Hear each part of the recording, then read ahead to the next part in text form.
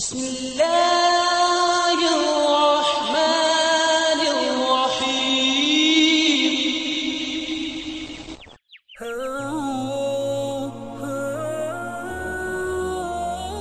جس دن مغیرہ بن شعبہ حاکم کوفہ کا انتقال ہوا تو وہ خطبہ کے لیے کھڑے ہوئے اور اللہ کی تعریف اور خوبی بیان کی اور کہا، تم کو اکیلے اللہ کا ڈر رکھنا چاہیے، اس کا کوئی شریک نہیں، اور تحمل اور اطمینان سے رہنا چاہیے اس وقت تک کہ کوئی دوسرا حاکم تمہارے اوپر آئے، اور وہ ابھی آنے والا ہے۔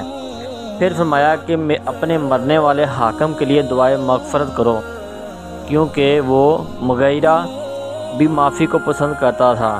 پھر کہا کہ اس کے بعد تم کو معلوم ہونا چاہیے کہ میں ایک دفعہ نبی کریم صلی اللہ علیہ وآلہ وسلم کے پاس آیا اور میں نے عرض کیا کہ میں آپ سے اسلام پر بیعت کرتا ہوں۔ آپ صلی اللہ علیہ وآلہ وسلم نے مجھ سے ہر مسلمان کی خیر خواہی کے لیے شرط کی، پس میں نے اس شرط پر آپ سے بیعت کر لی۔ پس اس مسجد کے رب کی قسم کہ میں تمہارا خیر خواہ ہوں۔ پھر استغفار کیا اور ممبر سے اتر آئے۔